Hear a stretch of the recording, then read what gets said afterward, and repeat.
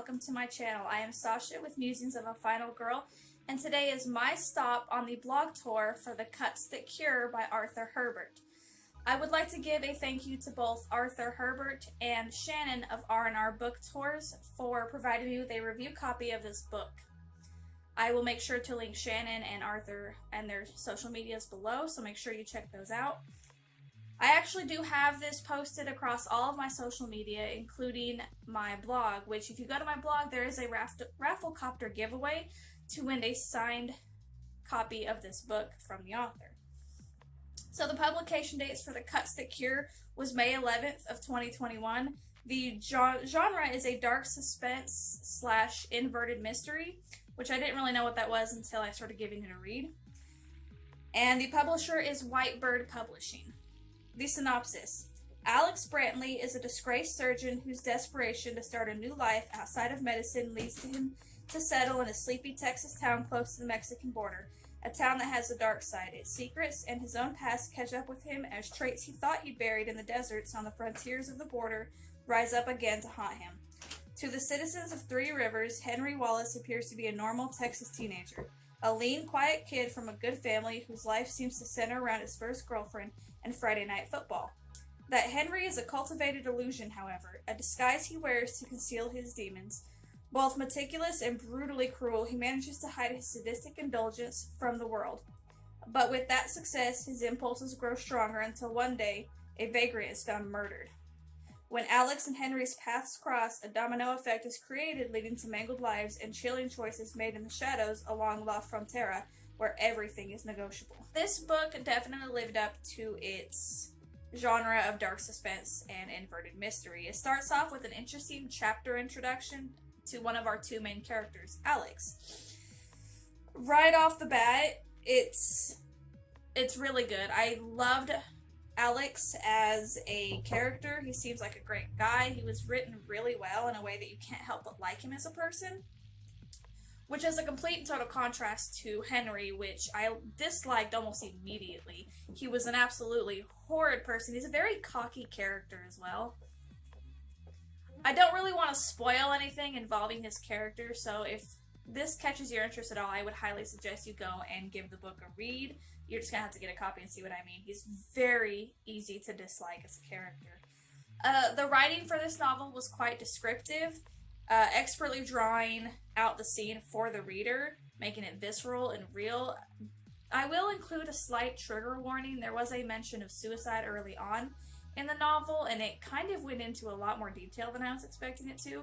So if that's not your cup of tea, you might want to either skip that particular chapter or skip this book as a whole. The story was a slow one. It was building up to suspense.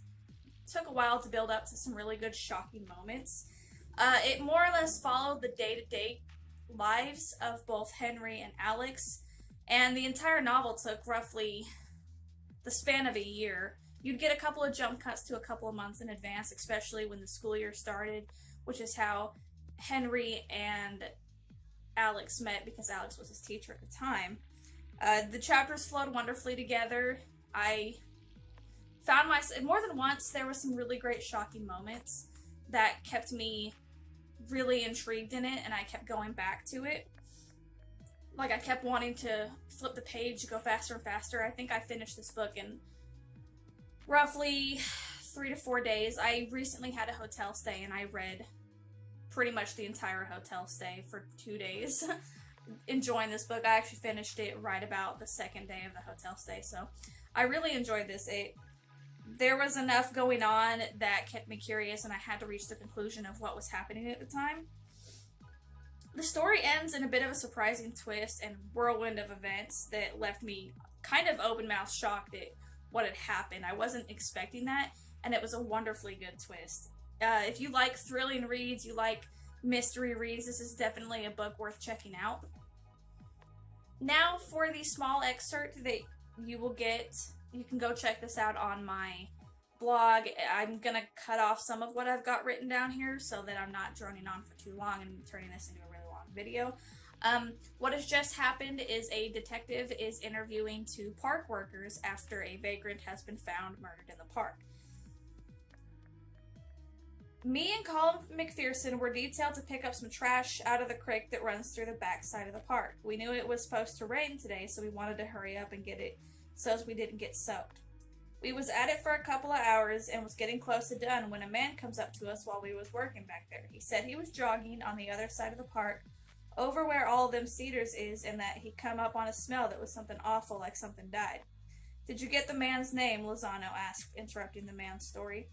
No, he just took off jogging again. Me and Colin didn't think much of it. A lot of deer back in here. We figured one had died. Anyway, I told Colin I'd go check it out, mostly just so as I wouldn't have to carry the bags of trash back to the truck. I went back up in them cedars, and right off I could smell what the fellow was talking about. It smelled like Bigfoot took a shit on a pile of rotten eggs.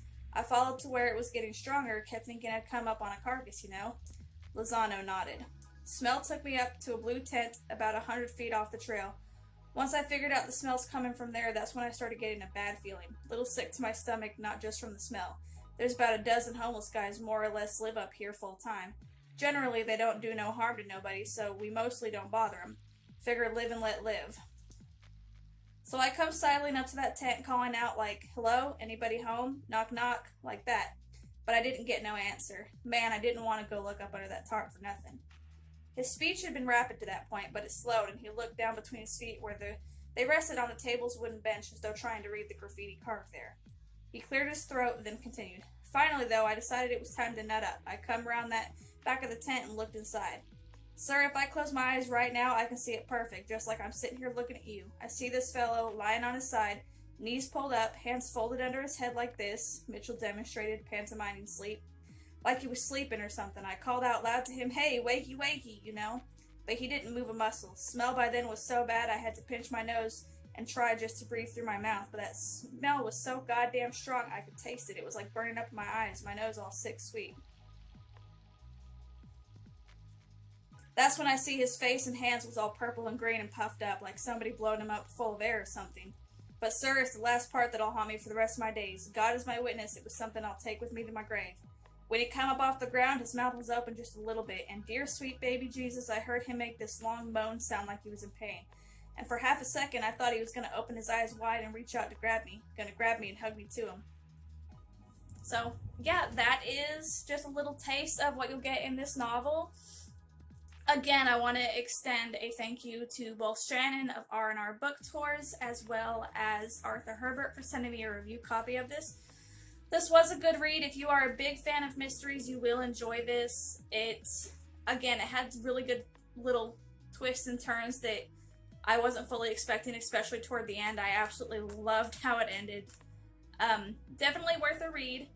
Let me know if you're planning on getting this book or if you have already read it. I will also be including the schedule list for the other bloggers that are doing this on their blogs so that you can go check out their reviews as well. I hope you all are having a wonderful week, and as always, happy reading.